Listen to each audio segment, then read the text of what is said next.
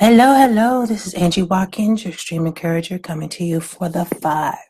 So today is Tuesday at 7. One, don't worry about adjusting anything. My voice is kind of low. I'm getting over a cold. So today, this week and next week, I'll be doing things on Tuesday. Yesterday I delayed it because I wasn't feeling good. But I'm doing a two-parter about preparing for your review. So if you're a part of maybe the federal government or just coming up in June, you could be doing like a prep for a quarterly review, a biannual review, or just any kind of review.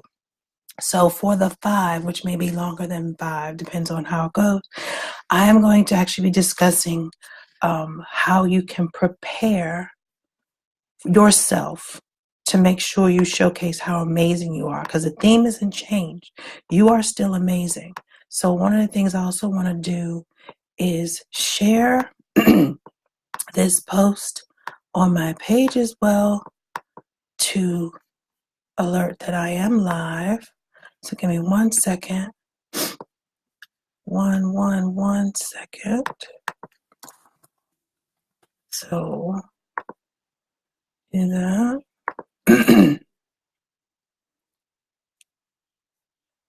Okay, so one moment. Going to share.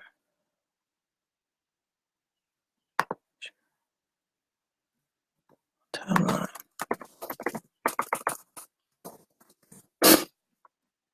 Okay. So my whole point is I'm going to go over 3 things to help you prepare for a review on this session of the 5. And then next week I'll go over 2 more things for a total of 5 things. So please feel free to share with your friends about some tips that will help them prepare for their review. So one of the things I wanted to talk about is the first 2 things I want to talk about is to get you ready for your review and possibly remove hindrances of you noticing that you are amazing, and how you can go about making sure that you showcase that you're amazing when you prepare your review, whether it's in writing, whether it's just a one-on-one or face-to-face, whatever it is. Main thing I want to talk about is no one will do what you do like you do. So I've said it before, I'm going to say it again. I'm going to say it a little differently this time. So let's face the facts. You may have somebody who does something better than you. And whether it's the writing or how they talk about something or the vocabulary that they have.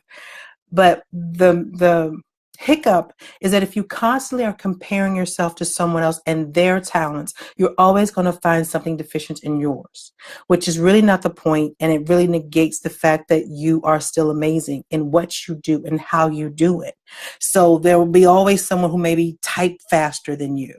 Like I said, has a better use of the vocabulary than you do.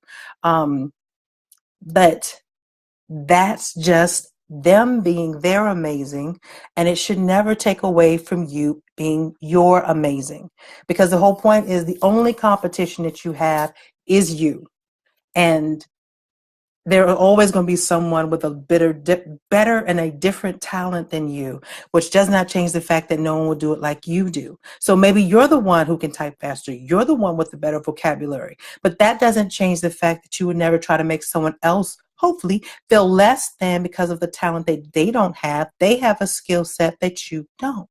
So one of the things I want to make sure of as we start preparing yourself for your review is that you need to understand that no one will ever do what you do like you do. So for example, there have been plenty of times in my role that I'm coming after someone who had the role before me.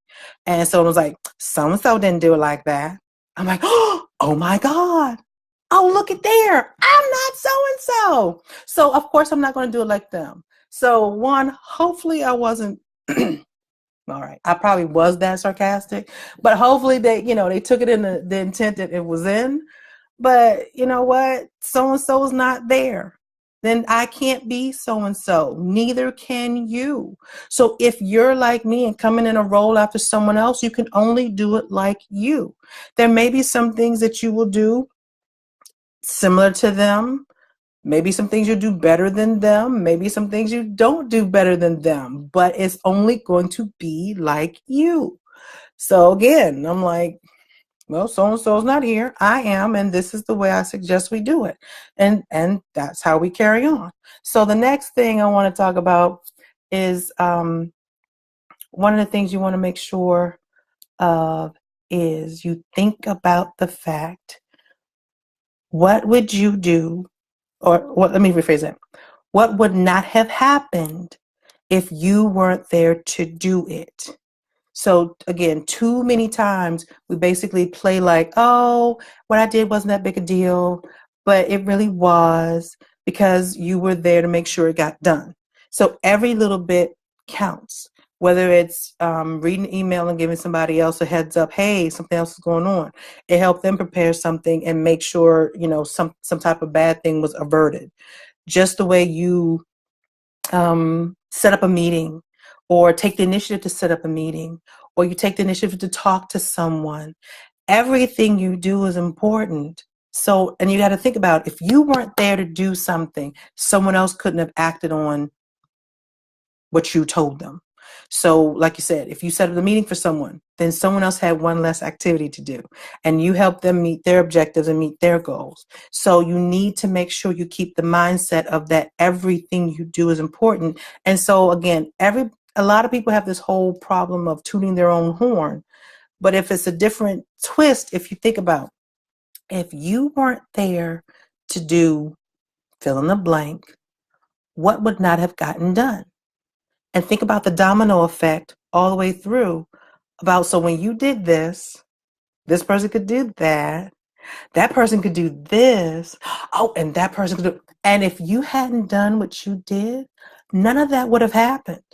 And only you know what that is. So if you hadn't called, you know, some irate person to at least calm them down, somebody else would have had to deal with irate person, and they may not have the persuasive nature that you do, or they may not have had the suggestion that you had or provided to them, or gave them a different point of view that the other person just doesn't have. So everything that you happen to do makes a difference. So when you're preparing for your review, that piece is just as important of just how amazing you are as everything else that you are clearly, obviously responsible for. So you may be an aspect or conduit to get something else done, because everything is important. So every block of a sidewalk is important to make sure that path is straight, or at least foundational. So that's one of the things also I want to make sure.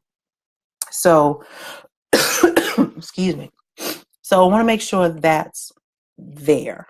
So those two obstacles, or those two hindrances, or the mindset you think about, are key to making sure that you can then write about what you do and how important you are. And so again, even the aspect of when you think about I'm only or I'm just, those things get in the way as well. We talked about that before. There is, you heard the people talking about there are no small parts, but only small actors. Same thing in jobs. Excuse me. This is one of the reasons why I delayed from yesterday to today. So one of the things you also think about is that you are important.